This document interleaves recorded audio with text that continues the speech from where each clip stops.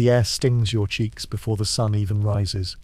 Coal smoke clings to your skin, acrid and cloying, as you stumble barefoot across the cobbled alleyway. Beneath your fingers the stone is slick with frost. You're 8 years old. The factory bell hasn't rung yet, but it will, and when it does, your world will vanish into gears, soot, and silence. In another life, perhaps you might have held a paintbrush, or climbed a tree, or chased a morning breeze. But in this one, your childhood is traded hour by hour for bread crusts and threadbare coin. Can you feel it? That quiet desperation beneath the grinding of machines? A childhood not lived, but endured.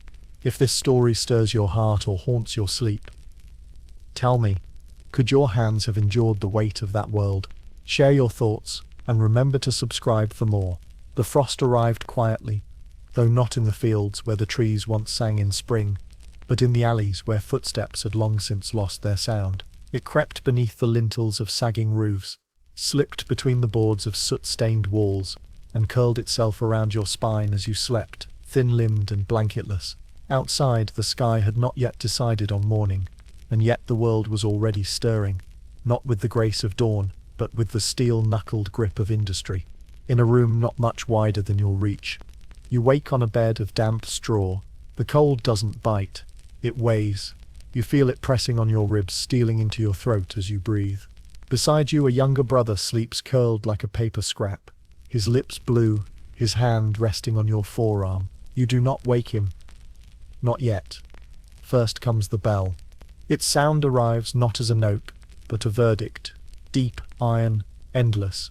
It clangs through the chimney pots, rattles through the window glass, and cuts through the feeble hush of early hours like a blade drawn slowly across stone.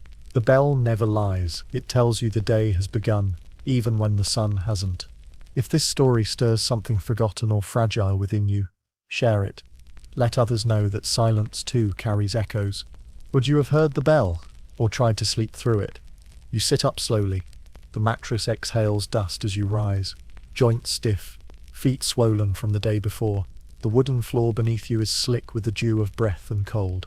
Somewhere in the room, a rat scurries through a broken cupboard, dragging behind it the crust of bread your mother meant to save for tomorrow. You don't chase it. Hunger is a patient thief. You wrap rags around your feet, knotted and already damp. The wool is threadbare, your grandmother's once, passed down like a ghost. Your coat is no better. Buttons lost to time, sleeves patched with flour sackcloth, but it holds in a little heat, and heat is worth more than gold in this season.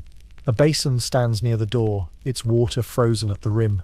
You break the surface with your hand. It stings like needles, but you wash your face quickly. Grime is forbidden at the looms. You remember to wipe your lips before you touch your brother's shoulder. He opens his eyes without protest. He is learning too. No one speaks in the early hour. Your mother moves like breath, silent and heavy-eyed. She ladles broth from a blackened pot, more water than meal, and you sip it standing your back to the warmth. The fire is only embers now. The coal is gone. You have none left to burn. Outside, the city smells of ash and wet brick. Fog drapes the rooftops like an old funeral cloth. The streets glisten, not with frost but with waste and yesterday's rain. You pass the butcher's stall, already hung with empty hooks. A man sweeps filth from the threshold. His broom clicks across the stone like bones in a cup. You pass a girl barefoot, hair in rags, her cheek pressed to a shutter. She watches you without blinking. You do not wave. There is no time. You know this walk by heart. Every step a memory, every corner a warning. You pass the place where a boy lost his finger last month, where another slipped and never woke. You cross a narrow bridge where the mill's steam pipes hiss beneath the stones. Your breath becomes part of the cloud that hovers there. One more ghost in the grey. At the far end of Mill Lane, the factory rises like a fortress. Brick walls laced with frost, chimneys pouring smoke into the still dark sky. You arrive just as the second bell begins its long, merciless toll. Around you, others gather, children mostly, thin-legged, red-knuckled faces blotched with soot and sleep. You recognize them by posture more than name. The boy who limps, the girl with the scar near her collar, the twins who never smile. You nod, they nod. That is greeting enough. There is no line, no kindness. Only the overseer, chalk-faced and silent. opening the doors like a priest inviting you into a cathedral of gears. Inside, the warmth is artificial, born not of flame but of friction. The smell hits you first: oil, metal, damp wool, and the copper tang of blood. You step onto the factory floor, your breath already short, your eyes already blinking against the rising dust. The looms are still sleeping. For now, you take your place beneath one, crawling into the hollow where thread spools spin and snap. Your job is to keep the machine fed, to clear the tangles, to silence the snags before they anger the belts. A whistle blows. The day begins. The bell stops ringing, but it never really sleeps. You step into the fog as though into a dream that has no waking. The air is wet and thick, tasting faintly of iron and coal smoke, the scent of breath and fire wound together. Stone glistens beneath your feet. Manchester's morning streets not paved in silver, but in soot-streaked frost. It is not yet light, but the city is already moving, not with life, but with a long, slow ache that calls the children from their hovels like shadows returning to their master. Your feet shuffle over broken cobbles, wrapped in scraps of burlap knotted with string. There is no hurry, only inevitability. Around you, other children begin to appear in the fog, not suddenly, but like silhouettes drawn into existence by a painter with a trembling hand. They come from doors that creak like groans, from alleys where cats blink silently from the rubble, from stairwells that wind down into damp cellars where the air never fully changes. A girl walks ahead of you. Her name is Elsie. Her hair is matted into knots, her coat 3 sizes too large and fastened with twine. She doesn't speak much, but her eyes always seem to find yours, as if asking the same quiet question you dare not voice. How long? Behind you, Thomas limps, his left leg twisted from a fall last year. No doctor came, no coin was spared.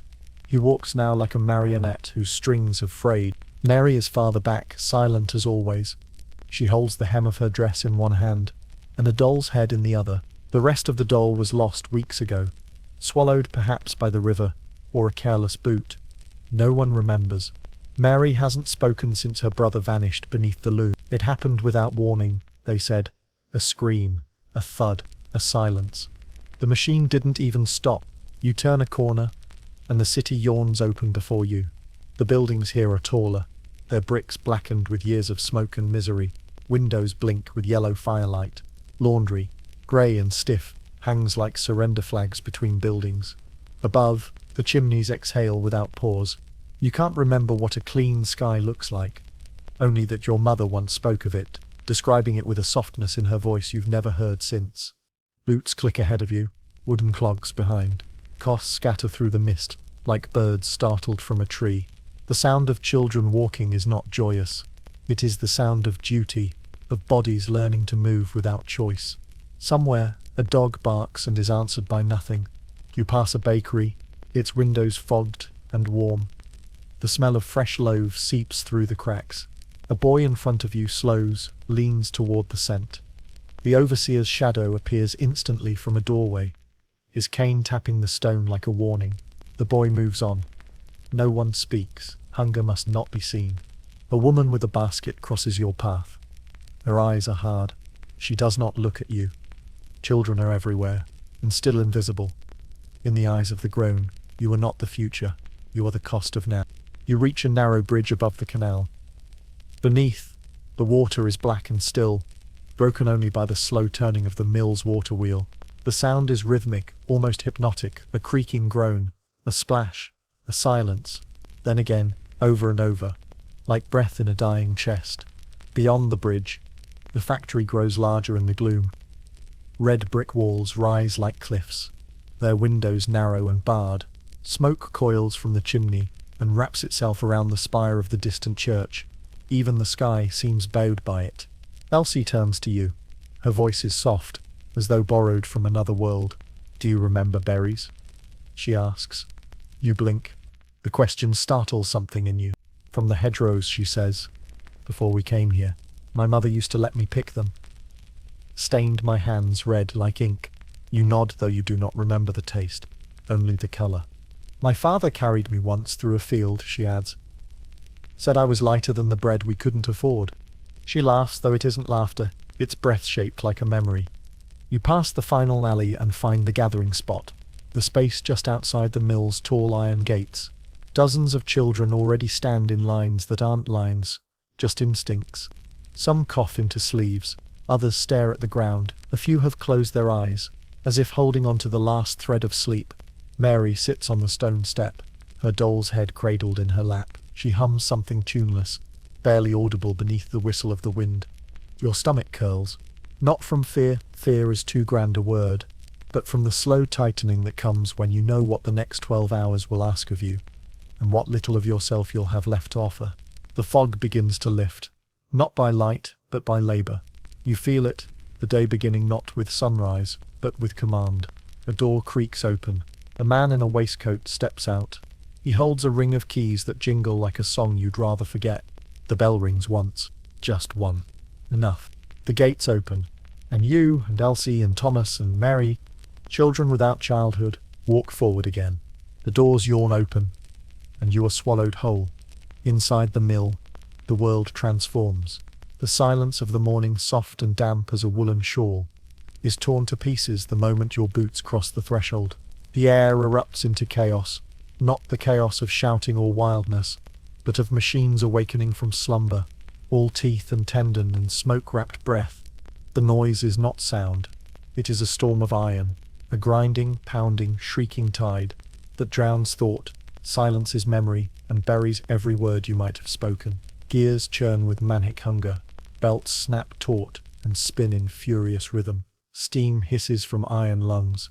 The great heart of the mill is beating now, and you, like the others, are pulled into its pulse. You do not speak because you cannot. Even if you screamed, no one would hear. The overseer gestures. You know your place.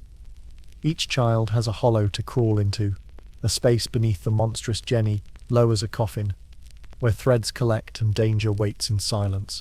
You drop to your knees, fingers already calloused, legs already numb, and inch forward on your belly. The floor is damp, smeared with oil, and the powdered remains of cotton. It smells of iron, mildew, and the salt of endless sweat. You press your chest to the boards, feel the vibration of the machines through your ribs. Ahead, the wheels spin, wide belts moving at speeds your eyes cannot follow. Your task, to keep the threads fed, to retrieve what falls, to reach in and untangle without hesitation. To hesitate is to be hurt. To fear is to forget your job. Thomas once feared. You remember his hand, the way it bled, the bone visible like porcelain through torn skin. He never returned. He was replaced by another boy. No one asked his name. You pull loose a strand of cotton, caught in the gears, heart thudding. The machine growls, then swallows your offering. A moment's pause. You breathe. Then again, reach, retrieve, retreat. Above you, the mill workers move in stiff clockwork steps. They guide the jennies, eyes distant, hands never still. Girls no older than yourself carry baskets filled with spools. Their backs are bent like question marks. Their fingers twitch in nervous rhythm, always counting, always wary. Elsie is 2 machines down. You see her once only briefly, as she ducks to retrieve a broken thread. Her cheek is smeared with soot, her eyes ringed with shadow. She doesn't look back. No one does. The day unfolds in increments of pain. Each hour is a tally etched into your body. The cut on your palm grows deeper. Your knees bleed through the fabric. Your shoulders scream with the strain of stillness. And yet, the bell does not ring. Time here is not measured by hours, but by the number of times you do not scream. The air is warm, but not comfortably. It clings to your skin like breath from a fevered mouth. Dust floats through the light in slow, endless spirals. You breathe it in and feel it line your throat, coat your lungs. Every exhale comes with a rasp. Some children cough blood. Some do not notice anymore. You see a boy stumble near the carding engine. His foot catches. For a moment, time shatters. His scream cuts through the noise like a glass shattering in a storm. You watch as men drag him away, his foot twisted, useless. There is no pause in the machines. They do not mourn. They do not rest. The overseer snarls at the remaining children. Back to work, he mouths. Not shouted, just shaped with lips. The machines shout louder. They always win. You do not know the boy's name. You never will. Lunch is not a break. It is a shift. You sit in the shadow of the western wall, hunched with your back to the wind. Your meal a crust of bread, so hard it must be soaked in spit. A slice of carrot that tastes of rot. A sliver of something grey and meat-like. You eat without looking, you do not taste. Hunger teaches the tongue to forget. Mary sits beside you. She says nothing. Her doll's head peeks from her pocket, its painted eyes scratched, nearly blank. She chews with her eyes closed. You wonder what she sees, if she imagines summer fields, or berry pies, or mother's hands that do not tremble. You wipe your mouth with your sleeve. Your fingers shake. You will not rest. There is no time. The second bell rings. It is a short bell, crueler somehow than the first. You rise without thinking. Your body moves not from will, but from habit, like a dog trained too long with the same leash. Back inside, the machines seem louder. The cotton is dry now, brittle and sharp as straw. The girl shrieks. She's caught her braid in the belt. It pulls her backward before anyone can reach her. Her scalp tears. She faints. Her hair hangs like a trophy from the wheel. The overseer drags her away. Another girl steps into her place. You do not react. Reaction is dangerous. You reach, retrieve. As the light fades from the high, grime-glazed windows, your limbs begin to slow. Not from disobedience, but from exhaustion, deeper than sleep. You move like a shadow, thin, uncertain, flickering. The machines keep going. They will outlast you. They were made. When the day finally ends, it is not with a bell, but with the sudden absence of noise, a silence that falls so abruptly it leaves you dizzy. The machines stop. The belts hang still. The steam sighs its last breath.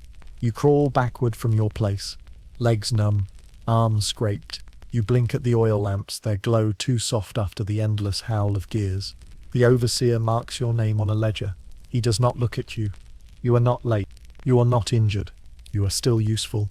That is all that matters. The morning begins, not with waking, but with coughing. A dry, ragged sound that tears its way out of your chest and shatters what little peace the dark might offer. It's not a new cough, just one that's grown deeper. You press your hand to your mouth and feel the blood there, warm and sticky against your skin. You don't show your mother. She already knows. She hears you every night. The air in the mill is a thing alive. It breathes when you do. It follows you into sleep and rises with you in the blue-grey hours. It tastes like dust and iron filings, like the inside of a larder long gone to rust. You don't remember what clean air feels like. The word fresh belongs to another world now, a world where trees swayed and wind moved through grass, and no one died with a wheeze buried deep in their throat. You walk the familiar path toward the factory, shoulders hunched, head low. Thomas is not with you this morning, nor is Elsie. The sickness is moving faster now. It's not marked by fevers or rashes, but by stillness, by beds that no longer creak, by shoes left untouched by the door. When you enter the mill, the smell is stronger than before, the warmth too thick and stagnant, as though the walls are exhaling all at once, giving back what they've taken in over years. The fibers float visibly now, catching in the shafts of light that seep in from the broken windows above. Cotton dust hangs in the air like snowfall that never settles, a soft poison too delicate to see unless the light hits it just so. You take your place beneath the loom, stomach clenched, breath shallow. The floor is slick again. You press your chest to it, feel the hum of the machine return like a familiar ache. The belt begins to spin. The noise surges once more. You reach for thread, for broken strands, for anything that keeps the loom from noticing your fatigue. Hours pass. Or maybe it's just moments. Time here doesn't obey. You move from task to task, face to machine, cough to breath. Around you, the others do the same. Mary's lips are chapped. Her doll's head is gone. She never looked for it. Near midday, the boy beside you, one you've never spoken to, slumps.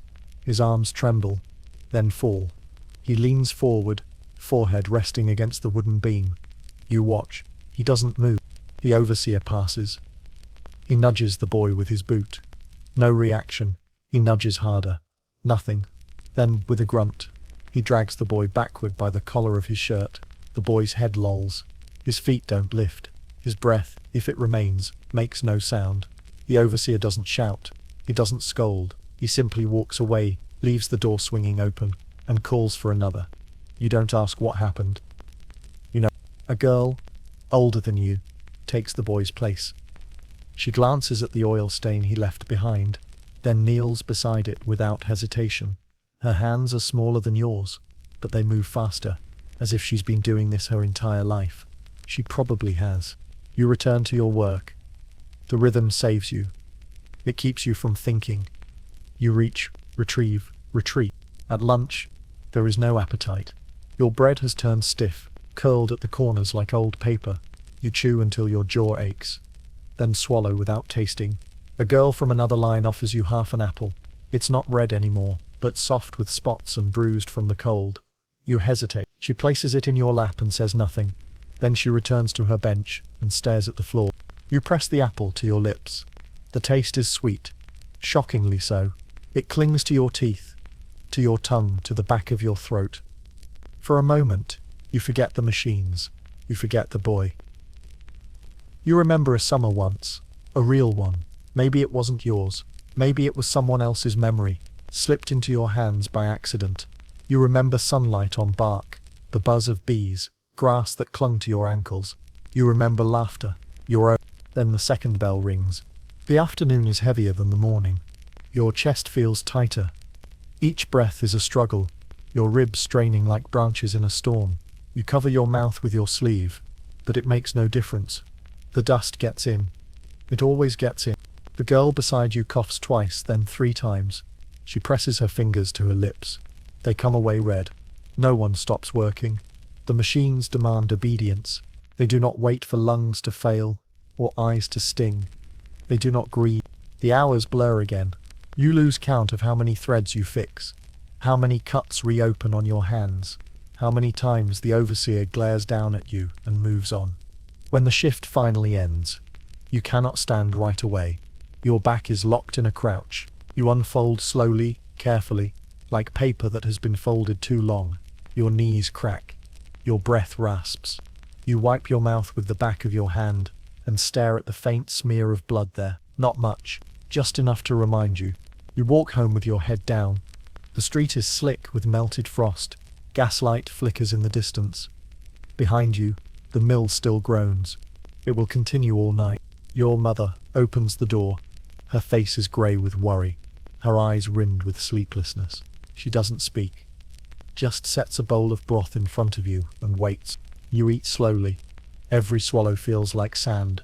She places her hand on your back. It's warm, steady. You lean into it. You do not cry. Not because you're brave, but because your body has no tears left. That night, you lie awake long after your brother has fallen asleep. The cough returns. So does the blood. You close your eyes and try to remember the taste of that apple. It is the only thing that feels real. The bell does not ring this time. It simply ends, fades like smoke, slips from the air, and leaves behind a silence that rings louder than the noise ever did. Your fingers pause, hovering above the frayed threads, uncertain if they are allowed to stop. Around you, the others stir slowly, carefully, like animals unsure whether the hunter has truly left. You push yourself up from the floor. Your knees groan. Your spine protests. The ache is deep today, not the sharp sting of injury, but the dull, marrow-deep heaviness of hours stacked upon hours, each one hollowing you out a little more. You wipe your palms on your coat, leaving streaks of oil and dust that will never come out. The overseer walks past without a glance. That's a kindness in its way.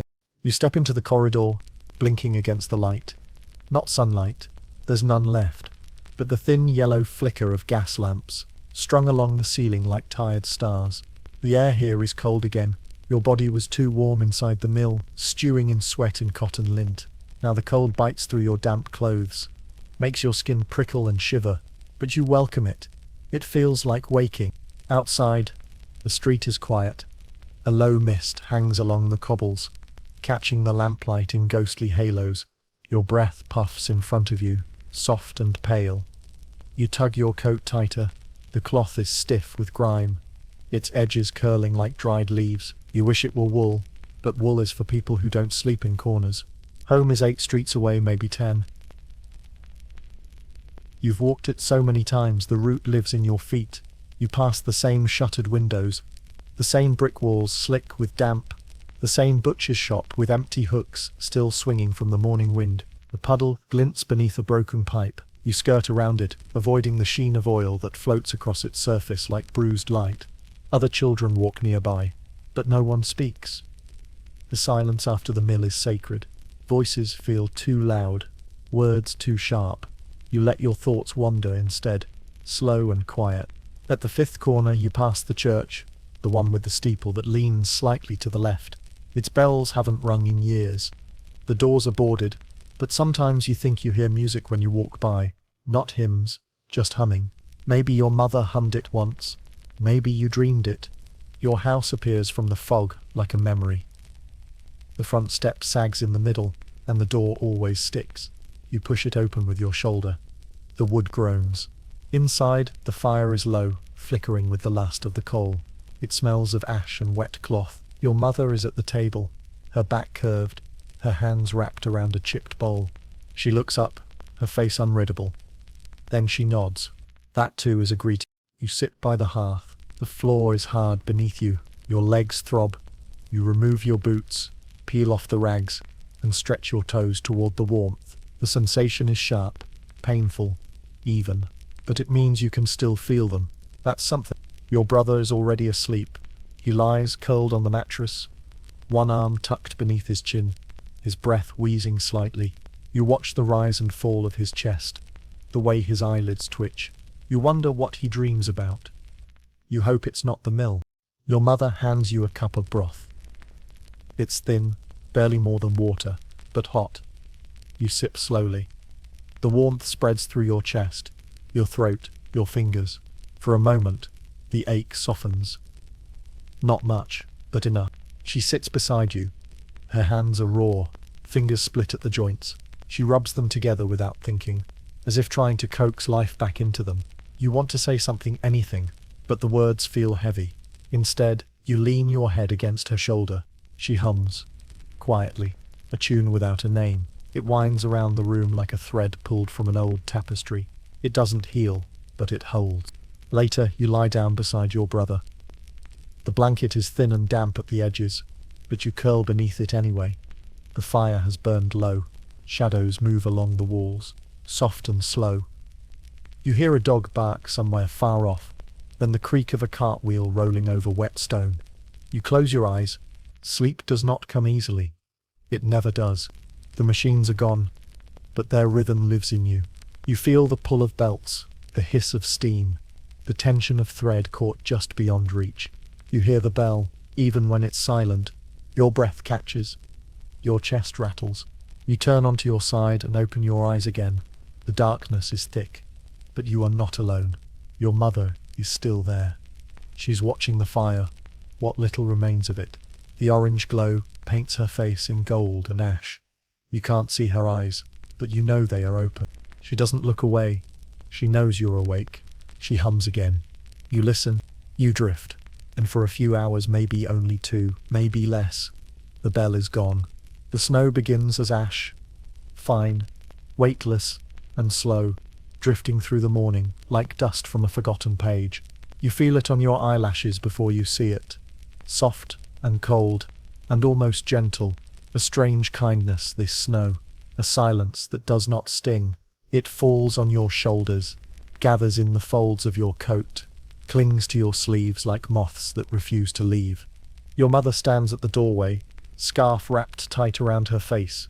Her fingers fumble with the matchbook, the wind snatching flame after flame, until one finally takes. She lights the lantern. The wick glows, flickers, steadies. You nod without speaking. She closes the door behind you. Today, there is no mill. The foreman's brother has died, and the factory is shuttered for mourning. Not for the brother, truly, but for the man's connections. Still, a day without the bell is a gift, even if its silence is shadowed by another kind of weight. You follow your mother through the alleyways, your feet dragging in the snow's thin crust. Each step crunches like frostbite in your ears. The city seems slower under snowfall, less cruel somehow, but still colourless. Brick and smoke and ash, all faded to grey. The graveyard lies beyond the canal, behind the tannery, where the air always smells of leather and lime. The gates are open, but no one walks inside, unless they must. The snow here is untouched. Even the dogs avoid it. The wind whistles low through the iron bars, and your mother pulls her shawl tighter. Her hands are bare. The lantern swings in her grasp. The flame inside quivers but does not die. You pass rows of stones that lean like sleeping men, tilted, crumbling, softened by rain. Some bear names, letters worn smooth by decades. Others are nameless, wooden crosses, broken slates, rusted iron markers. The graves of the poor do not last, but the grief does. It stains the ground beneath. You stop near the back wall, beside a crooked stone so small it could be mistaken for a footstool. The name is still visible, faint, but clear enough. And, beneath it, a date. A winter not far behind. You do not remember her well. She died before her first cough had even grown loud. Your mother said it was mill fever, though Anne never worked a day.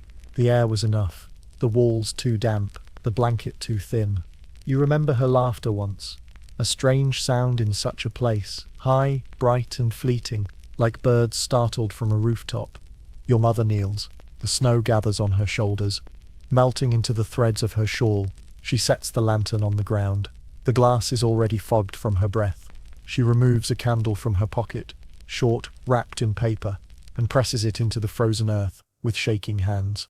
The match strikes, the flame flickers, the candle lives. You crouch beside her. The ground is hard, cold through your boots.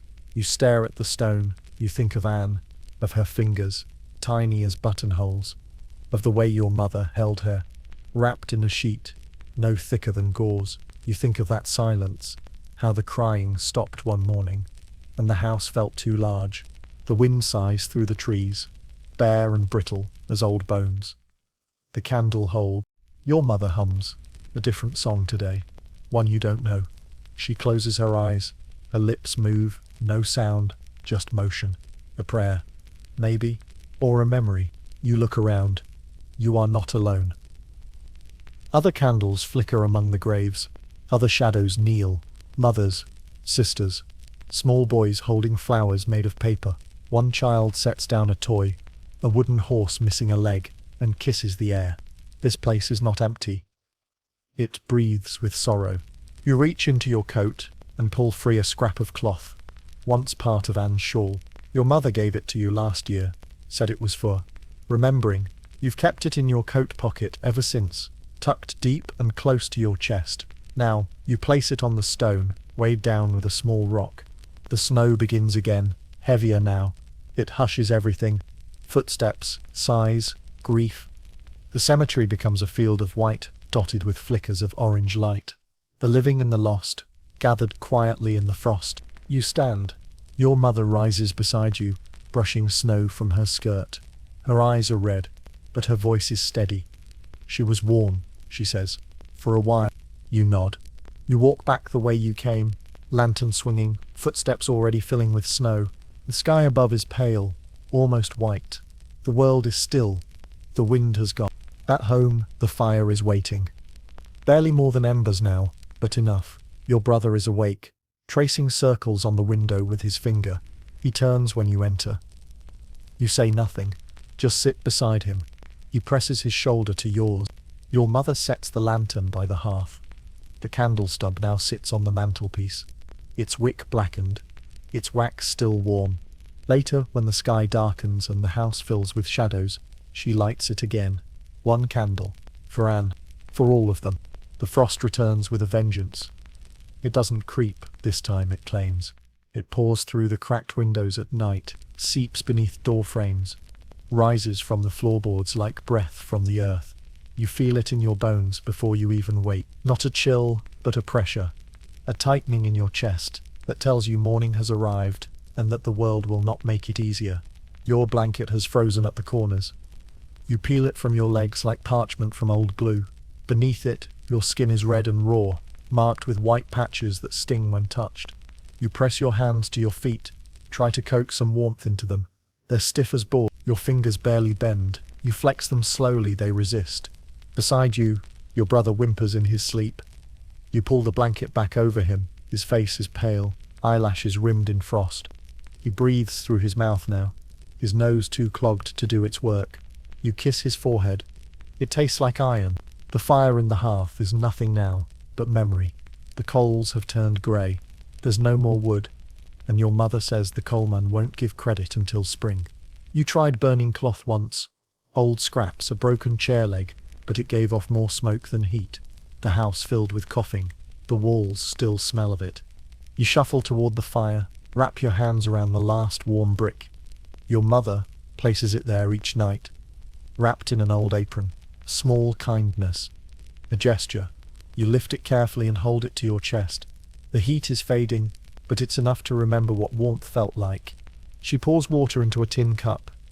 It's lukewarm at best, but it melts the tightness in your throat. She adds a pinch of something bitter from a paper packet. Medicine, she says. Or maybe just herbs. Either way, it helps you swallow the ache. The mill opens late today. The foreman's absence has disrupted the rhythm, and the air outside is too cold for the machines to start on time. You don't question the reprieve. You savor it, though the cold clings to the walls like a second skin. You curl beside your brother and let yourself drift. Not sleep, but something like it. A kind of floating. The way a leaf must feel on a river's edge. Light, barely tethered. In the quiet, your mother brings out the book. It's old, its corners curled, the pages stiff with age. The words are faded, but she reads them anyway. Her voice is slow, soft. You don't understand all the story. It's about a boy, and a fox, and a forest that sings. But the sound of it is enough, the rhythm of it. It wraps around you like a shawl, something woven from memory. Your brother falls asleep again, this time more peacefully. His breathing slows. The frost recedes a little, as if shamed. You lie still, watching the ceiling. The wooden beams above are cracked and swollen, lined with cobwebs that glisten in the pale morning light. One of them moves. A spider, perhaps, or just the house, groaning in the cold.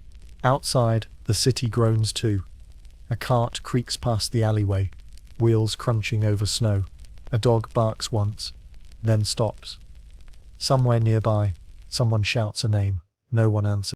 Your mother hands you a scarf. It's scratchy, but long. She wraps it around your neck herself, tucking the ends into your coat.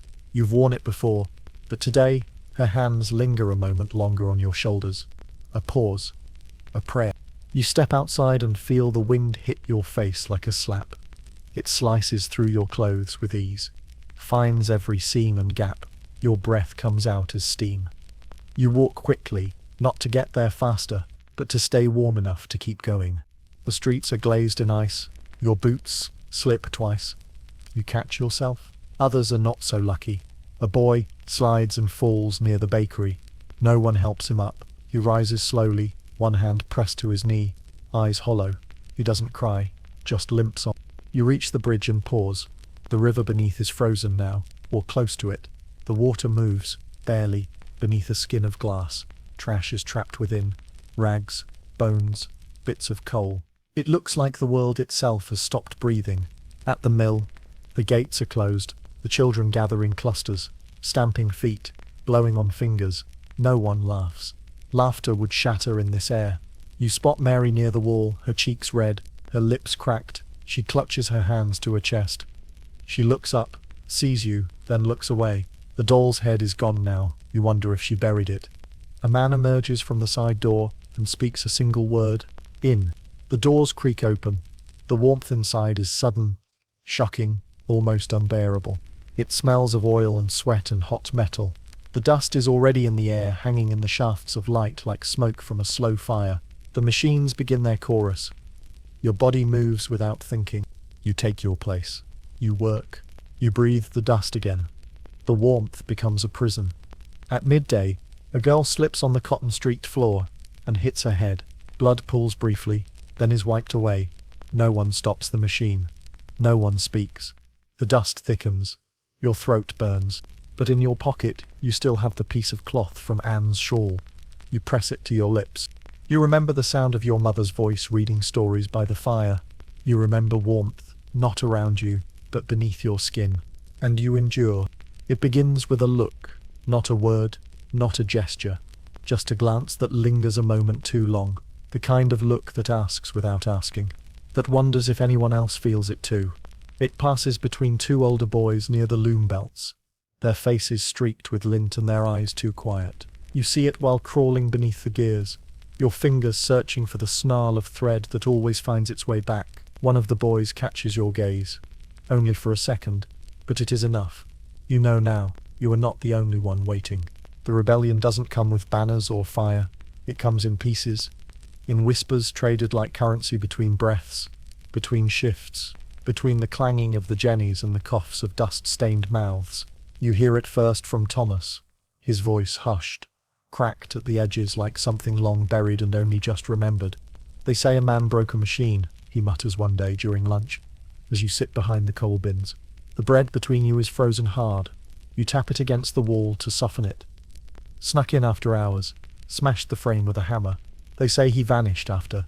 No one saw him again. You chew slowly, the crust cutting the inside of your cheek. You nod, just slightly.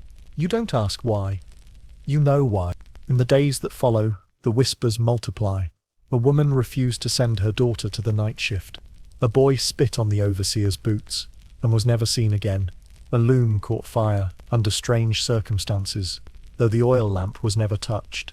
The others pretend not to hear, but they do. You see it in their posture, in the way they watch the door now, the way they lower their heads when the manager walks past. It's not fear, it's waiting. Mary hasn't spoken in days. She sits beside the window during breaks, staring at the smoke that pours from the stack above. You sit beside her once and try to catch her eye. She doesn't blink. You wonder what she would say if she did speak, what her voice might sound like now, buried under so much stillness. At night, at home, your mother speaks in riddles. Not all storms make noise, she says once, while stirring broth. Some just rise and rise. You write the words down in charcoal on a scrap of wood. You don't know why, only that they feel important. One evening, after the bell, you pass the alley beside the dye house. There are voices there, low and careful. You stop, just for a moment. You don't move closer, but you hear enough. Smashed 6 frames last week. They've begun meeting by the canal. Not just men anymore. Women too. Even a child. You hear a match strike. The smell of tobacco drifts past. Then silence. Then laughter. But not the kind you're used to. It's rougher, sharper, like iron scraping iron. Back inside, you tell no one. Not even your brother. But you begin to notice things. The way the overseers look more often over their shoulders now. The way the floor manager keeps a pistol on his belt. Even though no one ever used to carry weapons. The mill changes too. Supply, a new guard at the gate. A lock added to the basement door. Rumours that the owners are writing to Parliament again. Begging for soldiers. And still the whispers move. Soft and steady, like water through cracks. You wonder if the machines feel it. If the gears groan differently now, aware of the tension that lingers in the air. You find yourself listening more closely, not for orders, but for signs, a signal, a start. One day, Elsie pulls you aside. Her hands are raw from the looms, and her dress hangs loose at the collar. If they came, she says, with hammers and torches, would you run, or would you stay? You don't answer, not because you don't know, but because you do. She nods. There is a map drawn in soot on the wall behind the dye bins. Crude, faint, just a rough sketch of the mill layout, with an X marked near the east storeroom. It vanishes the next day, painted over with lime, but you saw it.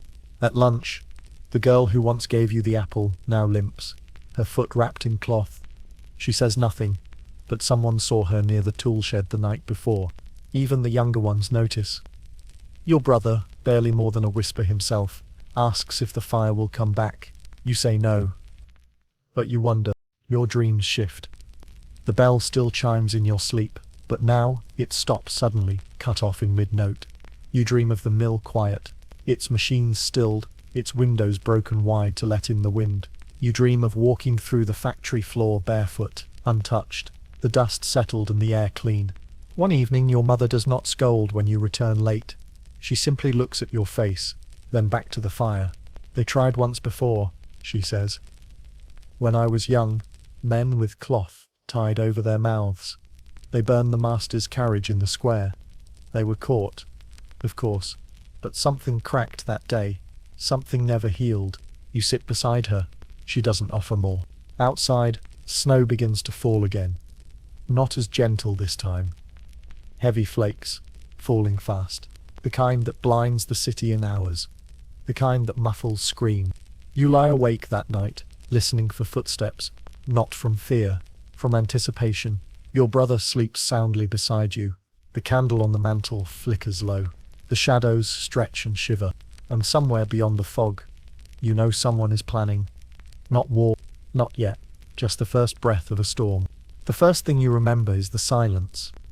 Not the usual silence of tired feet and lowered heads, but something sharper.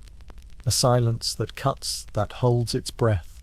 It hovers over the factory yard like a cold mist, heavier than the snow that still piled against the stone walls. You feel it as you arrive, late morning, your fingers already stinging from the walk. The gates are open, the overseers present, the routine unchanged. But something is wrong. Something has been broken. The children stand in their places, but not in the usual way. They cluster in small groups, their eyes darting between one another, their mouths closed tight. Even Mary, always staring into some private corner of the world, seems aware of the weight in the air. You hear his name whispered before you ask. Thomas. He didn't show up. The older boys say it happened during second shift the day before. The carding machine was jammed again, thread snagged tight in its metal teeth. The foreman barked the usual order, get under it. But Thomas didn't move. He just stood there, jaw clenched, eyes locked forward. I won't, he said. 2 words. Soft. Steady. It was quiet for a moment, they say. Then the foreman grabbed his collar, dragged him backward, slapped him across the face. But Thomas didn't flinch, didn't cry, just said it again. I won't. Some of the children laughed, nervous, confused. Others looked away, and the machine kept spinning, gears grinding in protest. No one saw him leave after that. No one saw him walk home. You keep working that day, but your hands tremble. Each time you crawl beneath the loom, you hear his voice. Not loud, not angry, just certain. Certain in a way no child is supposed to be.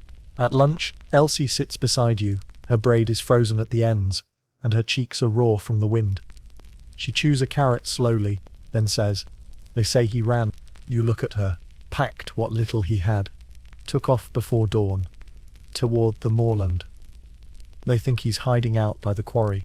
You nod, even though your throat has gone dry. You picture him alone, crossing snow-covered hills in the dark, no shoes thick enough. No map, just will, just defiance. That night, you dream of him. Not as a boy, but as something else. Taller, stronger, wrapped in firelight, standing atop the spinning jennies, shouting without sound. His face is still his, but his eyes are older, harder. He lifts a hammer, he raises it high, and then you wake. The next morning, you arrive early. You want to ask, you want to know, but no one speaks of it anymore. The overseers patrol more frequently now.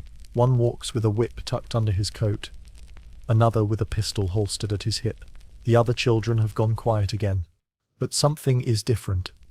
You see it in the way they move, the way their shoulders set, the way they watch the windows. You find the spot where Thomas used to stand before the first bell. It's empty now, just a dark patch in the frost, a few boot marks leading toward the gate. Later, during break, you see the master arrive.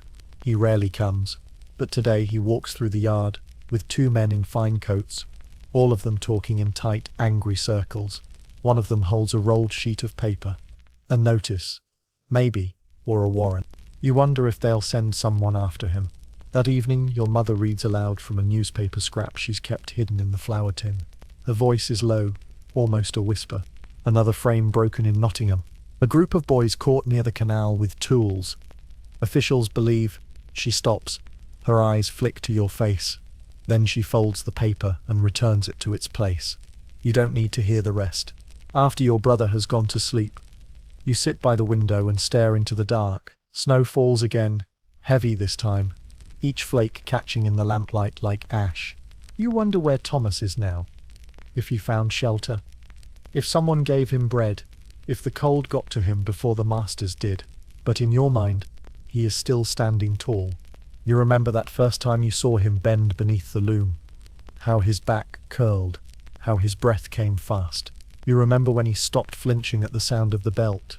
You remember the scar on his knuckle from a misstep that nearly cost him his hand. And then you remember his voice. I won't. 2 words. Small as a whisper, loud as thunder. The next day, you work like always.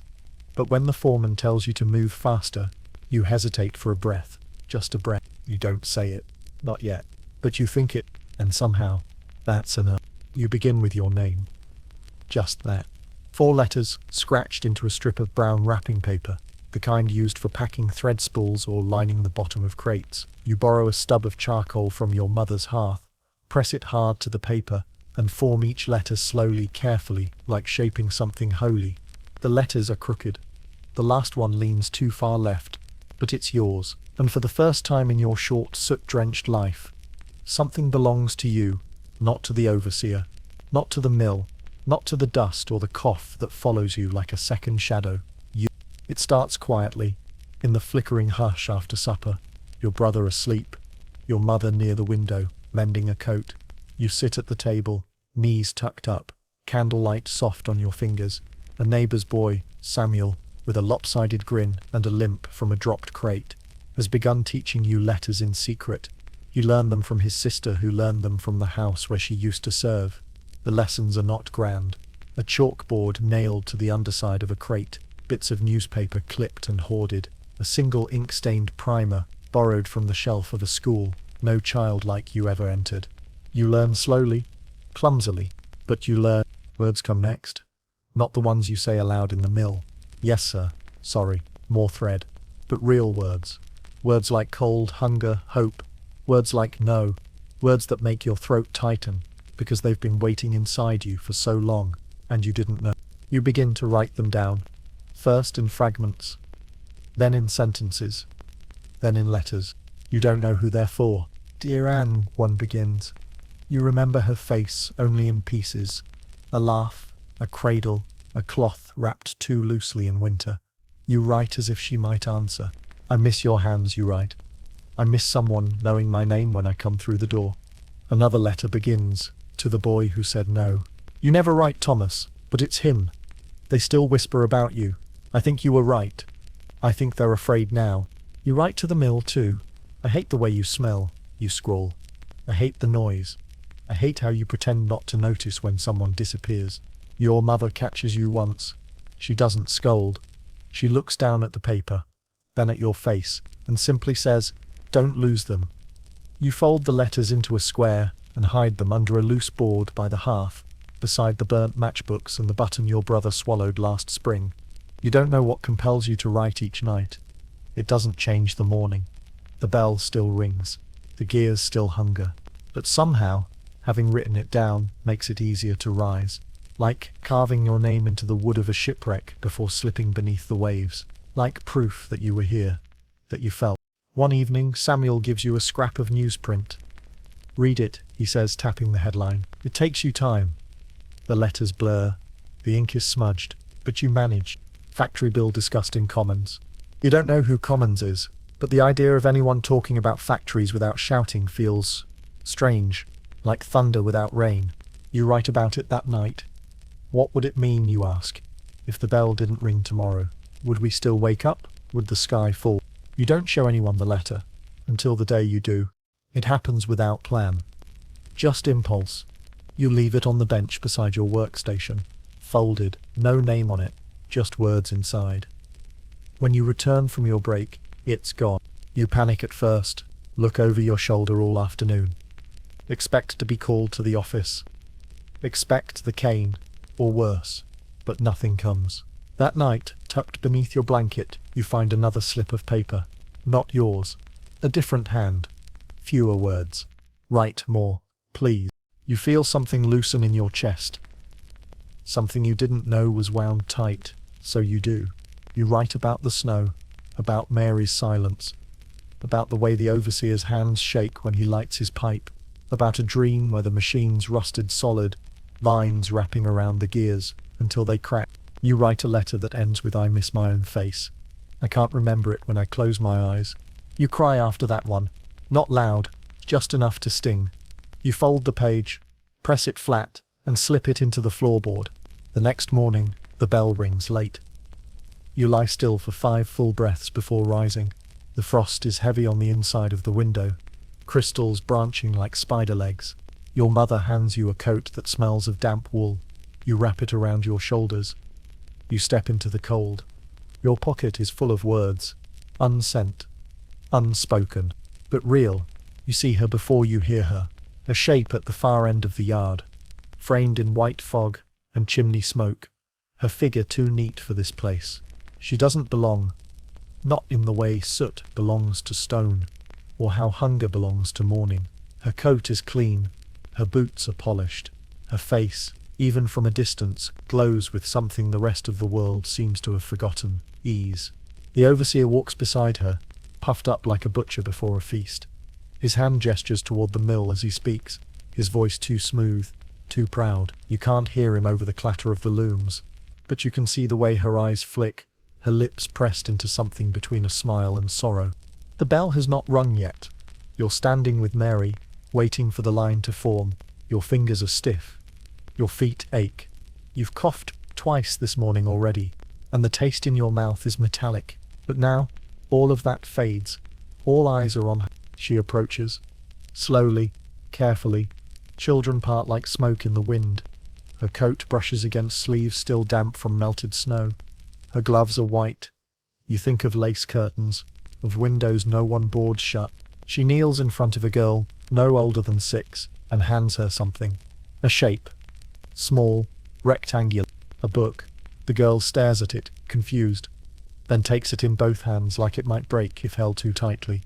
The lady stands again. Her eyes sweep the crowd. They rest on you for a moment. You don't flinch, but you feel something then. Not fear, not comfort either. Just something strange, like being seen. The overseer clears his throat. "Lady Howworth is here on behalf of the Ladies' Relief Society," he announces. "Show her our good manners." No one moves. Then someone coughs. Someone else curtsies. Slowly the children murmur, "Good morning, ma'am," like they're reciting from memory, not their own, someone else's. She nods once. "Good morning," she replies. Her voice is softer than expected, not condescending, not false, just gentle.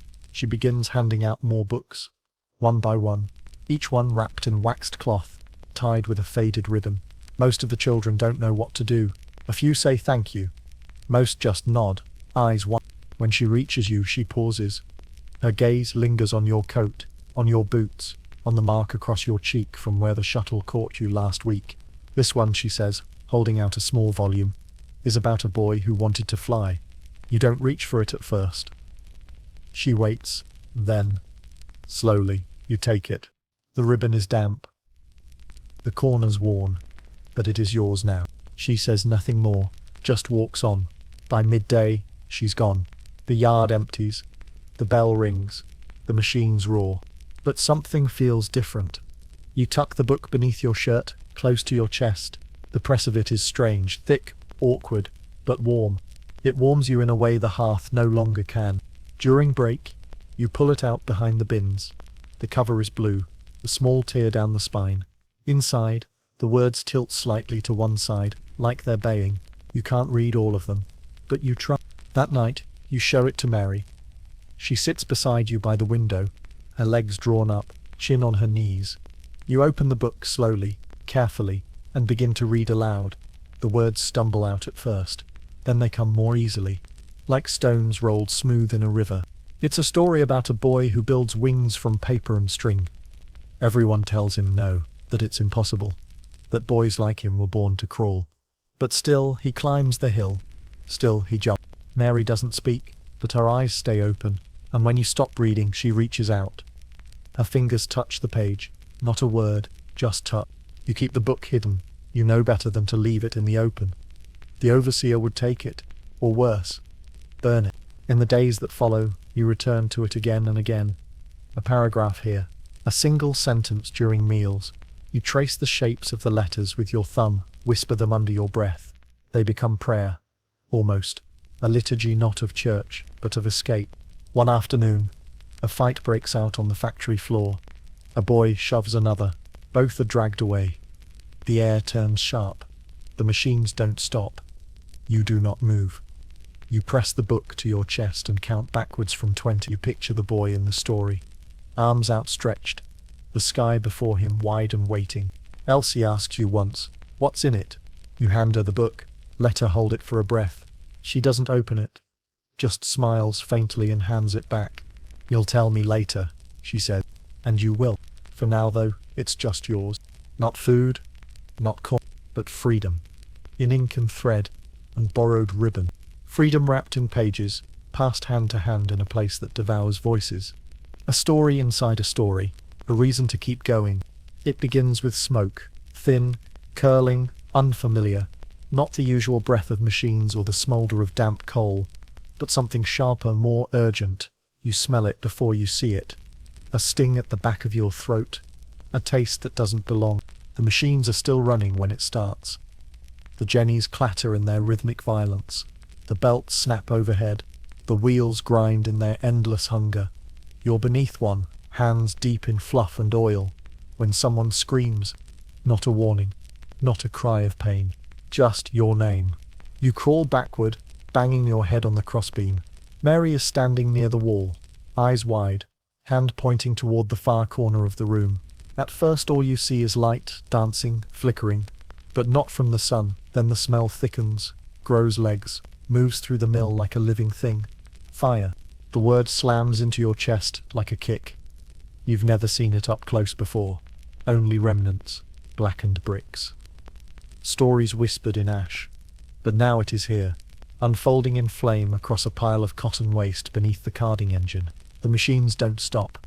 The overseer doesn't notice, or doesn't care. He's across the room, back turned. You shout. He doesn't hear. The fire jumps, licks at the oil-streaked floor, catches a spool, then another. Panic does not come all at once. It moves in waves. A girl drops her basket. A boy yells for his sister. You see Elsie stumble over a loose board, her face twisted not in fear but confusion. The heat blossoms. It is not red yet, just gold, fierce and sudden. You grab Mary's arm and pull her back. The others begin to move, not toward the doors, toward the windows. But the windows are locked. You push against one. The latch is rusted. You slam your shoulder into the wood. Nothing. The smoke thickens. Your lungs catch. You cough. Double over. Your fingers find the edge of the sill and pull. Again. Then it gives. The window cracks open and cold air rushes in like a scream. You lift Mary onto the ledge. She hesitates. You push gently. She slips through, lands in the snow with a soft thud. Others follow. Not many. Most are still trapped. You hear the overseer now, yelling orders, waving his cane like a wand. He tries to herd the children toward the door, but it's chained, always chained. To keep thieves out, they said. But it keeps the children in too. The fire roars. You turn back, coughing, eyes burning. A boy, small, no more than 6, stands frozen near the storage crates.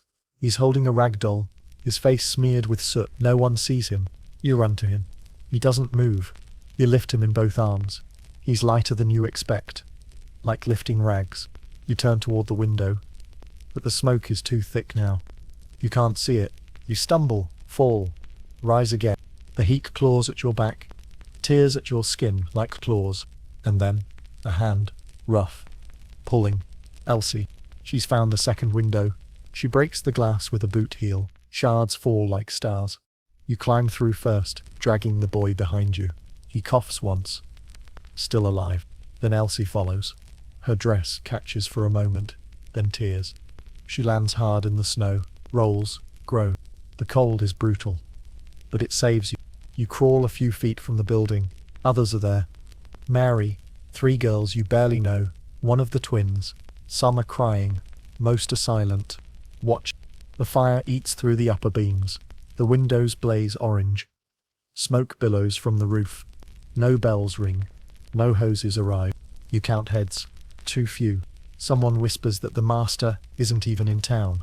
Eventually the flames subside. Not because they are stopped, but because there is nothing left to burn. You sit in the snow, arms wrapped around your knees, breath rising in puffs. Mary leans against your shoulder. Her dress is scorched at the hem. She doesn't speak, but she's humming. Later, they say it was an accident, that a lamp fell, that someone dropped a match. But you know better. You remember the whispers. The map drawn in soot, the way the fire moved, deliberate, hungry. You wonder if this was the beginning of something, or the end. That night, your mother doesn't ask why your coat smells of smoke. She just holds you tighter, and listens to your breath. She doesn't tell you where she goes. Not at first. She simply wraps her shawl tighter, leaves a bowl of stew on the hearth, and says, "Back before dark." Then she steps into the cold, boots crunching over the frost-thick ground, the door swinging closed behind her with a sigh of wood and rusted hinges. You sit in the stillness after she's gone, spoon hovering over the bowl. The broth is thin, more water than meal, but it's hot. You eat slowly, eyes on the window. Outside, the street is empty. No carts, no voices. Just the wind, shifting ash and snow together, into drifting patterns. Your brother doesn't ask either. He's used to her silences. He hums to himself beside the fire, building towers out of coal slivers. You stir the stew and watch the shadows grow longer on the walls. She returns late, scarf damp with fog, cheeks red from wind. Her hands tremble slightly, but her eyes are bright, too bright for the dark. She doesn't speak until you're in bed, curled beneath the shared blanket, the last candle sputtering between you. "Do you know where the canal building is?" she asks. You nod. Everyone does. It's where they store the broken carts, where stray dogs sleep, where the drunks sometimes gather to sing songs they half remember.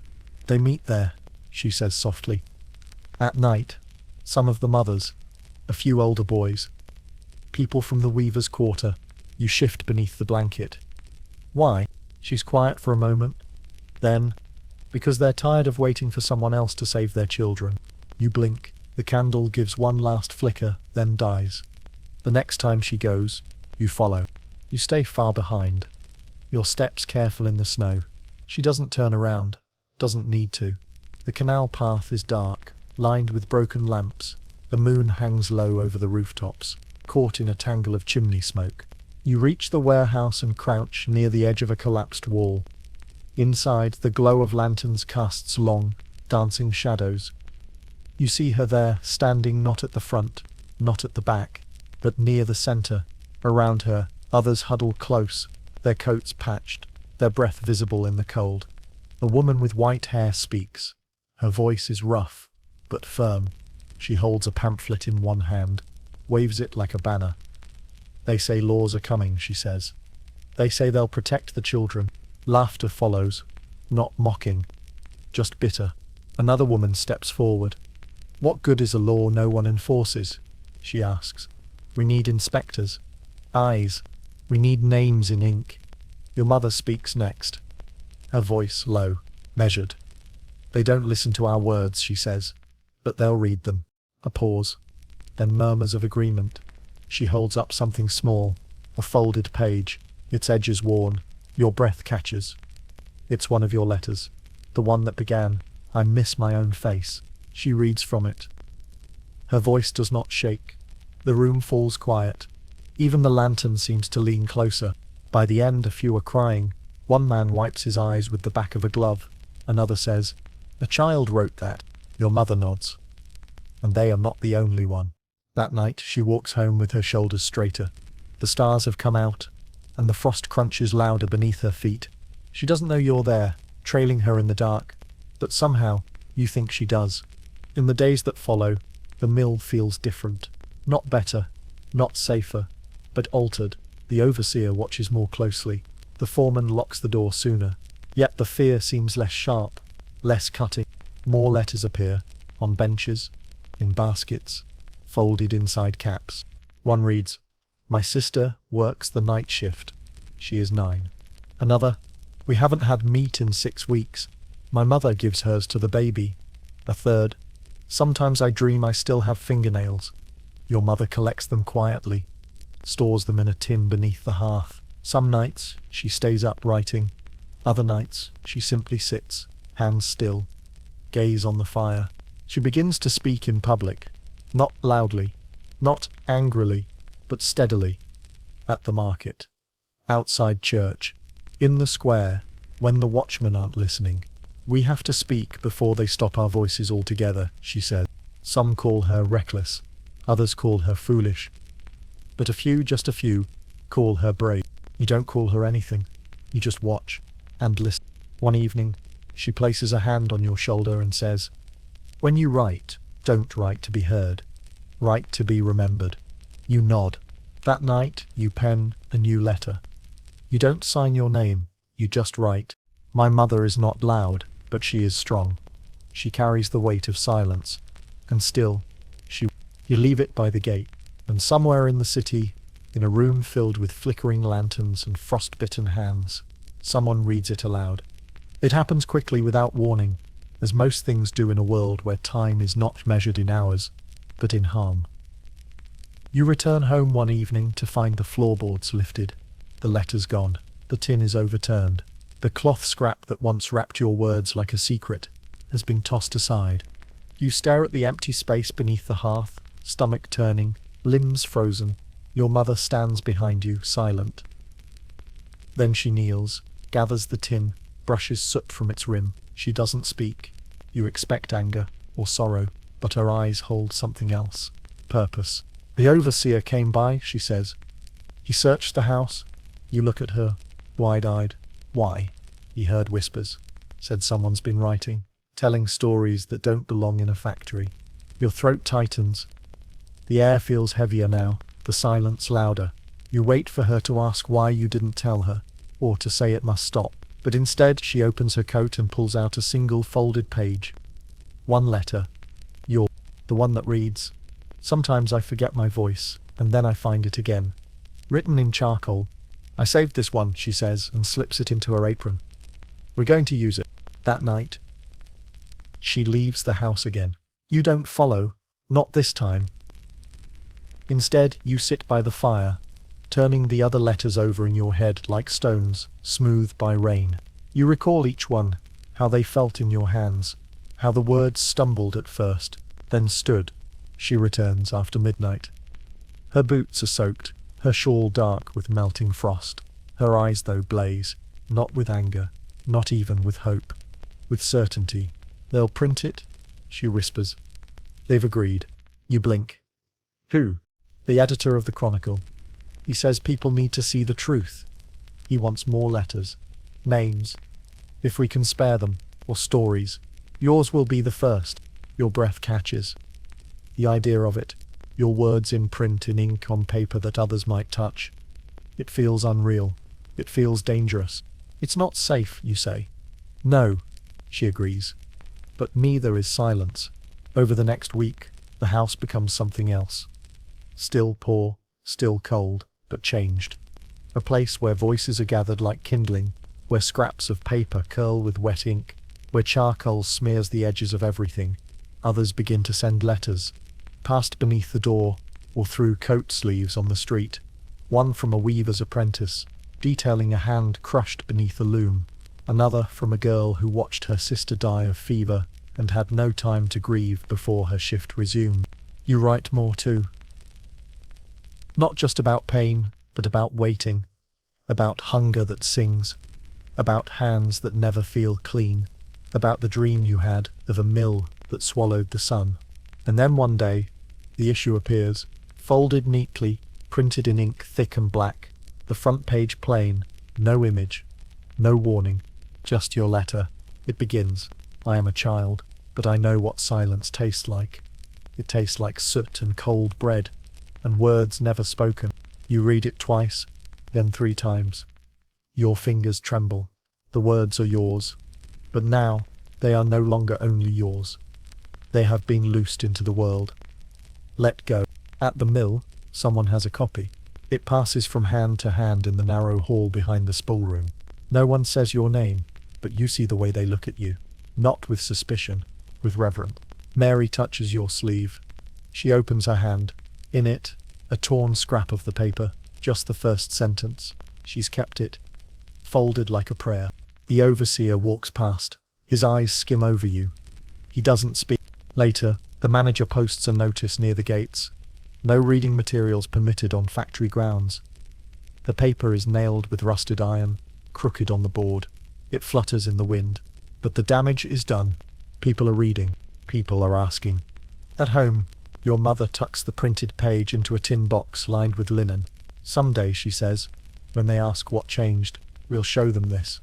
You look at the words again, how they sit on the page, neat, unshaking. You remember how you first wrote them in the dark, hand-cramped, afraid of the very truth you now see printed for strangers. And somehow, the fear feels smaller now. Not gone, but manageable.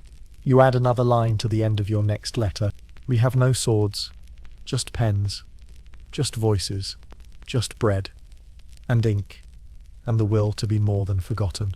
You fold the page, place it in your coat pocket, and walk into the morning with your head held high. It comes in a whisper, like most news in your world, quiet, cautious, passed from hand to hand, like stolen bread. A new law, they say. Parliament has spoken. Children under 9 are no longer to be worked in mills. It spreads across the factory floor like a rumour in fog, trailing behind footsteps, rising in the cotton dust. Some scoff, others pause, a few smile, cautiously. The machines do not stop turning. You're 11. You keep working. No one calls your name. No one checks your age. The foreman doesn't blink. The overseer does not loosen his grip. The looms grind on, their teeth indifferent to change. But something does shift, not in your hours, not in your pay, but in the air, in the way people speak or stop speaking, in the way the floor manager watches the older boys with narrowed eyes, as if worried they might speak louder than before. Your mother hears the news from the midwife, who sells herbs at the market. She returns home with a torn bit of newsprint, and places it flat on the table like a sacred page. Her eyes scan the lines, her lips moving as she reads. It's real, she says. It's real. You lean over her shoulder. The words are dense, full of phrases you can't quite untangle. Regulation, parliamentary committee, factory act. But one line rings clear. No child under 9 shall be employed in textile mills or factories. She sighs. But it's not relief. It's something else. Something deeper. They'll find ways, she says. They always do. And they do. The mill puts up a sign. Bold letters, nailed above the entrance. We comply with the law. The next morning, a boy who just turned 9 stands at the gate, face pale with pride. His name is William. He was turned away for months. Today they let him in. He returns by midday crying, his hands blistered, his sleeve torn. You see him on the walk home, his father pulling him by the wrist. Be grateful, the man hisses. It's honest work. You don't ask how many hours he worked. You already know. Later, you hear talk of inspectors, men in suits, with notebooks and spectacles. But they rarely come. And when they do, the youngest children are hidden, sent to the rooftops, or made to sit silent behind false walls. One girl, barely 7, spends 3 hours inside a flour sack. When the man leaves, she vomits and doesn't speak for a week. You write about her, in ink this time, a borrowed pen from Samuel. You fold the letter carefully and hand it to your mother. She hesitates. You know this law won't save you. I know, you say, but maybe it will save someone else. The paper is published a week later. Your words printed beneath the headline, too late for some. You don't sign your name. You never do. And yet, they know. The overseer begins calling roll more slowly now. His eyes linger on faces, his cane rests more often in his hand than on backs. A boy speaks back to him once, quietly, clearly. The man raises his voice. The children turn. The cane is not lifted. Not that day. Still, nothing changes for you. The mill still steals your breath. The belts still spin. Your knees still ache by dusk. Your lungs still burn by morning. But at night, your mother reads from the news, her voice steady, her hands no longer shaking as they hold the paper. And in the corner of the house, your brother, now 8, listens with open eyes. I won't go, he says once, unprompted. Not till I'm 9. You say nothing, just place a hand on his shoulder. His bones feel too small, too hollow, but there is strength there too. Later, your mother sits by the fire mending a shirt. You kneel beside her, watching the needle rise and fall. Will it matter? You ask softly. She doesn't look up. It already does. The wind howls outside. The shutters rattle. You return to your letters and write. They wrote a law for us, but not with us in mind. They sealed it in ink, but forgot the dust beneath our nails. Still, I keep writing, because silence is the first thing they feed us, and the first thing we must refuse to swallow. You fold it, hide it, and walk into another day. Not changed, but not unchanged either. It begins with a whisper. Not one passed between mouths in the mill, nor carried on the wind between alleyways, but something more private, quieter than a breath, a sound born of surprise, of something coming back to life. Mary speaks, not with certainty, not with grace, just a single word, fragile and trembling, barely formed. It happens in the corner of the spinning room, near the broken frame, where she often sits, her arms wrapped tight around her knees, eyes distant as smoke. You're reading to her again. The book has grown soft at the spine, its corners curled from hands and time. You've read it so often now, the words move through you like water. You don't expect her to respond. She never does. But you read anyway, for her, for yourself. And then, between pages, she says it, fly. You stop, your mouth still open, the next word perched on your tongue like a sparrow unwilling to take wing. You turn to her, the air suddenly thick. Her lips are parted. Her fingers tremble. What did you say? You ask. She blinks, swallows. Then again, a little louder. Fly. The world does not shift. The machines do not stop. But inside your chest, something unfolds. Something fragile and bright, like light through a crack in stone. Mary hasn't spoken in over a year. Not since her brother vanished beneath the loom. Not since the scream they silenced. Not since the day her doll's head rolled into the coal bin and no one retrieved it. You had begun to believe her voice was simply gone, packed away like a winter coat you no longer dared to wear. But here it is. Fly. Later, at lunch, you ask her what made her speak. She shrugs. Barely. The boy in the book, she whispers. He flew. You nod. He did. Her smile is tiny, barely there, but it warms the entire bench. From that day forward, she reads with you. At first she only repeats what you say, single words, then half a sentence, then one afternoon, an entire paragraph. Her voice cracked, but determined, like a bird learning how to sing after a long, cruel winter. Others begin to notice. Elsie joins once, leaning in during break to listen. Then Samuel. Then a girl from the dye room. You read aloud beneath the stairs behind the storeroom, a different page each time. Your book passed gently between soot-streaked hands like something sacred. Mary reads more now than she speaks. Her words come slow, but sure. She sounds like someone who had buried her voice, and has now begun to dig it up, finger by finger, syllable by syllable. One evening, she arrives at your door, holding her own scrap of writing. It's clumsy, letters too tall, sentences bent at the corners, but it is hers. A short poem about a bird made of coal dust and feathers, who flies not because it is light, but because it has no choice. Your mother reads it twice, then kisses Mary's forehead. In the mill, the overseer frowns more often now. The children move differently. Still tired, still bent, but somehow more present. They speak softer, but with purpose. A boy asks for a second piece of chalk to practice his letters. A girl begins collecting scraps of paper from under the dye table. Mary begins teaching them, one at a time. Her lessons, if they can be called that, are small, unofficial, but they spread. A new alphabet appears, scratched into the underside of a work table. Words in charcoal on the wall behind the staircase, names spelled out in thread and left on benches. At first, no one notices. Then someone does. The overseer wipes the table clean. The wall is scrubbed, the threads swept away, but they return, again and again. Because once a voice is found, it does not like to be silenced. Mary stands taller now. She carries her book under one arm, a piece of chalk tucked behind her ear. Her eyes are no longer far away. They see everything. One afternoon, she takes your hand and leads you to the corner of the yard, where the wall catches the morning sun. There, she has written a sentence. We are not blank pages. Below it, dozens of names, misspelled, slanted, half-formed. There, the overseer tears it down that evening. But the next day, it's back. You watch Mary as she works, the chalk dusting her fingertips, her mouth shaped into a quiet, steady smile. She does not sing. She does not shout. But she speaks, and that is enough. He was never really introduced. He simply arrived, like mist rolling over the cobblestones before dawn. Quiet, pale, and unexpected. You first saw him by the edge of the mill yard, crouched against the soot-stained brick, drawing something in pale lines along the wall. His sleeves were too short. His boots didn't match. One was tied with string. He looked up when you passed, eyes wide, hair the color of wood smoke. But he didn't speak, just smiled.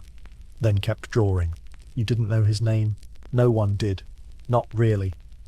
Someone said his mother was a spinner. Someone else said he came from a burned-out row in the next town, but no one could be sure. He was there, and then he wasn't, and then he was again. What stayed were the drawings. They began as small sketches. A bird perched on a loom, a star above a smokestack, then bigger things, wings stretching across brick, gears turned into flowers, children with their hands full of light. He drew in chalk. Always chalk, pale white and dusty, with pieces worn down to stubs between his fingertips. No one ever saw him buy it. No one saw where he kept it. But each day there was something new. Mary called him the boy with chalk hands.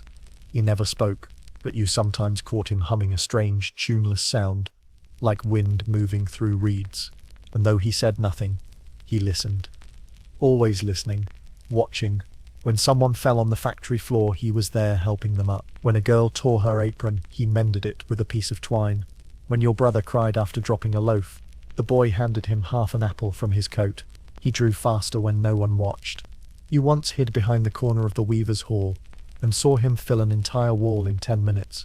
A field of children running, arms outstretched, mouths open, not in scream but in song. You didn't understand how his hands could move so quickly, or where the image came from. It was too beautiful, too impossible, a dream in chalk. The overseer hated the drawings. He scrubbed them down each morning with a wet cloth and muttered curses under his breath. Nonsense, he grumbled. Waste of time. But every night, more appeared. The factory became a gallery of defiance. Walls bloomed with stories no one had written, only drawn. Smiling faces, dancing feet, a great bird flying free above the smokestacks. And one day he was gone. No warning, no word. His corner was empty, his seat at break untouched. The others looked, asked, whispered, but nothing came. Not his name, not his home, not a trace. Only the drawings remained. That evening, as the grey light faded, you walked to the back wall of the dye room. There, in the largest space he had ever drawn on, was one final piece. It showed a child with wings made of thread and chalk and ash, rising above the rooftops, above the smoke, and beneath it, in letters shakier than the lines above, a message, "Don't forget to sing." You stared at it for a long time, the words echoing in your chest like footsteps in a hallway you hadn't known was there. Around you, the others gathered. Mary, Elsie, Samuel, even the overseer paused, just for a moment, then turned away. By morning the wall was clean again. But now, children carried chalk in their pockets. A girl drew stars on her bread, a boy sketched a wheel on his coat sleeve. You traced a bird into the dust on a windowsill and left it there for someone else to find. And sometimes, just sometimes, you still hear him humming, in the space between the looms rattle, in the hush before sleep. You never knew his name, but that never mattered. He drew a world that should have been, and somehow, in all this silence, he taught you how to see. It isn't sudden, but it feels that way. You wake one morning, and the frost isn't on the inside of the window. The fire hasn't gone out in the night. Your toes, though still wrapped in hand-stitched wool, aren't numb. The air in the house holds a hush, but not the hush of despair. It's softer, like held breath, not broken things. The mill bell still rings. The streets still groan under soot and wheels, but inside, something is different. There is warmth. Your hours are shorter now. Not by much, but enough that your legs don't ache like they used to. Enough that you see the sun when it's high, not just when it rises. You return home with time left in the day, real time, the kind that belongs to no one but you. Your brother is sitting at the table when you come in, drawing loops with a stub of charcoal. He has both sleeves rolled up, tongue between his teeth, in concentration. He looks up and grins. "I'm writing my name," he says proudly, pointing to a curve that might be an R, or maybe an N. Your mother hums while stirring a pot. Something richer than broth fills the air. Onion, carrot, something from the butcher's cart. There is bread on the table, fresh, not store-bought, but not stale either. You stand in the doorway and breathe. It smells like home. For the first time in a long time, it smells like home. She turns and smiles. "You're early." You nod. "They sent us out before second bell.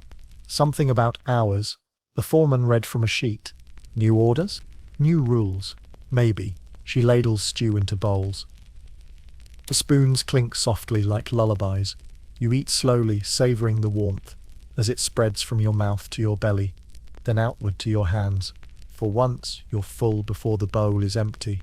Afterward, your brother reads from a card Mary gave him, a list of words scrawled in careful lines. Coal, hand, sky, fire. He reads each one with a pause between, like a prayer. Your mother corrects him gently. You listen. You lean back in your chair and watch the flame in the hearth. That evening, you help your mother mend a shirt, not from need, but for tomorrow. She hums the tune she used to sing to Anne. You hadn't heard it in months, maybe longer. The notes hang in the room like dust in morning light. The door creaks open, and Mary enters, face flushed from the cold. She's carrying a satchel of paper, her book of chalk drawings tucked beneath her arm. She joins your brother at the table and shows him a new letter. He copies it slowly, his fingers shake, but he doesn't stop. You think about how far you've come, how close you once were to breaking. The time the roof leaked for a week, the time there was no bread, the night Anne died, the fire, Thomas, the letter in the paper. You think of all that still hasn't changed. The soot, the silence that follows injury, the overseer's eyes, the cough that wakes you when the fire burns low. But tonight is warm. Tonight, the windows do not frost. Tonight, your mother wraps her shawl around your shoulders, not from necessity, but from care. She holds you against her for a moment, then kisses your brow. Outside, the mill still groans. But in here, in this room, there is something close to peace. And, for now, that is enough. You walk the old path again, but this time your steps are not hurried. The sky is pale, washed thin by spring, and the trees along the canal wear buds like promises. You haven't been this way in months, maybe more. Not since the last shift ended. Not since the gates were locked. Not since the smoke stopped.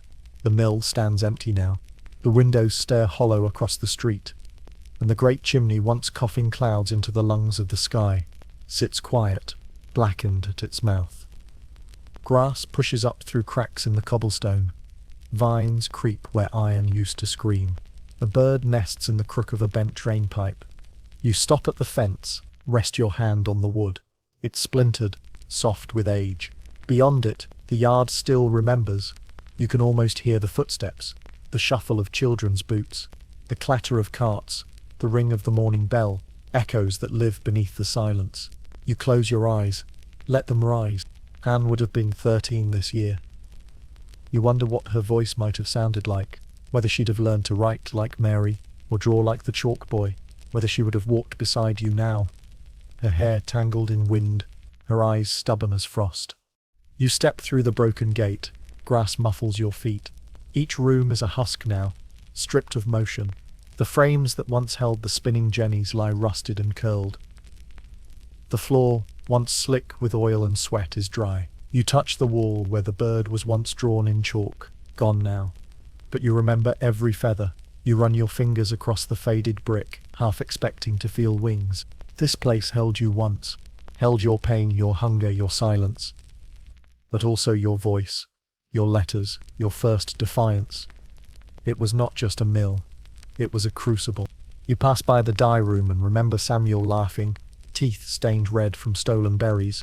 You pause by the water pump, where Mary first whispered, "Fly." You see Elsie's handprint, faint on a beam, and the place where Thomas stood the day he said no. You walk on. In your coat pocket, a folded paper rests, your last letter. Not for printing, not for sharing, just for you. You stop by the wall and press it between two bricks, hidden but known. A small, silent offering. It reads, "We were not meant to survive this, but we did. And in the dust and the dark, we found each other. We spoke, we sang, we remembered. That is enough."